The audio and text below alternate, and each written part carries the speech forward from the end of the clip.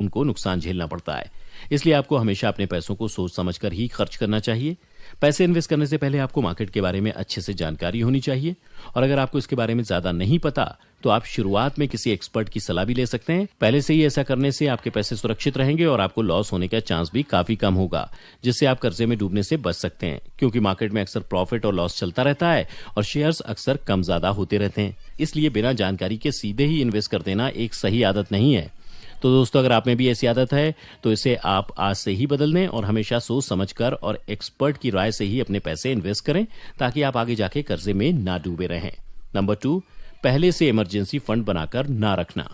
दोस्तों, ये भी एक ऐसी आदत है जो आपको आसानी से कर्जे में डुबा सकती है। इमरजेंसी फंड एक बहुत जरूरी चीज है जो हर इंसान को बनाना चाहिए, क्योंकि मुश्किल की घड़ी कभी भी किसी पर भी आ सकती है। एक्सपर्ट का मानना है कि आपके पास कम से कम 6 महीने का इमरजेंसी फंड होना चाहिए। अगर आप इस बारे में पहले से ही सोच के चलेंगे तो आपके लिए पैसे बचाने आसान हो जाएंगे, क्योंकि इमरजेंसी फंड आपके लिए एक कवच की तरह काम करता है।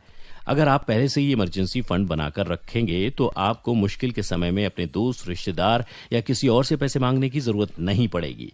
या हो सकता है कि आपको पैसों की जरूरत पड़े तो आपको कहीं से लोन या ब्याज पर भी पैसे लेने पड़ सकते हैं, जिसके बाद में चुकाने के लिए आपको काफी मुश्किल होगी और हो सकता है कि आपको काफी लंबे समय तक इसका ब्याज भरना पड़े, जो कि आपके लिए मुसीबत बन जाएगा।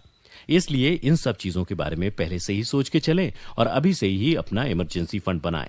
ऐसा करने से आप अपने काफी पैसे बचा पाएंगे और वो पैसे आपकी मुश्किल की घड़ी में जरूर काम आएंगे। अभी आपको शायद ये करना मुश्किल लगे, लेकिन जब जरूरत में वो पैसे काम आएंगे तब आपको इससे काफी खुशियां मिलेंगी। तो अगर आपके अंदर भी ये आदत है तो इसे आज से ही बदल लें और अपने लिए इमरजेंसी फंड बनाकर जरूर रखें और ऐसे आप धीरे धीरे अपने थोड़े थोड़े पैसे बचाकर आसानी से कर पाएंगे। नंबर 3, बिना सोचे समझे बिजनेस शुरू कर लेना। दोस्तों, ये आदत भी अक्सर लोगों में होती है कि वो बिना सोचे समझे बस किसी के कहने पर ही नया बिजनेस शुरू कर लेते हैं और उसमें अपने पैसे भी लगा देते हैं, जबकि उनको बाद में जाके पता चलता है कि वो बिजनेस उनके लिए सही नहीं है, जिस वजह से अक्सर उनको काफी नुकसान भी झेलना पड़ता है और इस वजह से अक्सर लोग कर्जे में डूब जाते हैं।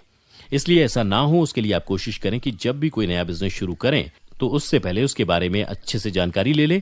ऐसा करने से आप उसे समझ पाएंगे और आप सोच समझकर अपना फैसला ले पाएंगे।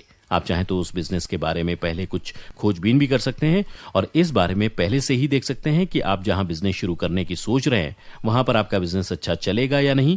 इस तरह से अलग अलग तरीके अपना के आप अपने आप को कर्जे में डूबने से बचा सकते हैं। तो दोस्तों, अगर आपके अंदर भी ये आदत है तो आज से ही इसे बदल लें और आप अपने बिजनेस को कभी भी जल्दबाजी में शुरू ना करें। नंबर 4, क्रेडिट कार्ड का इस्तेमाल करना। दोस्तों, ये भी एक ऐसी आदत है जो इंसान को कर्जे में डुबा देती है। क्रेडिट कार्ड एक ऐसी चीज है जो ज्यादातर लोगों के कर्जे में जाने का कारण बनता है, क्योंकि अक्सर लोग कार्ड के चक्कर में बिना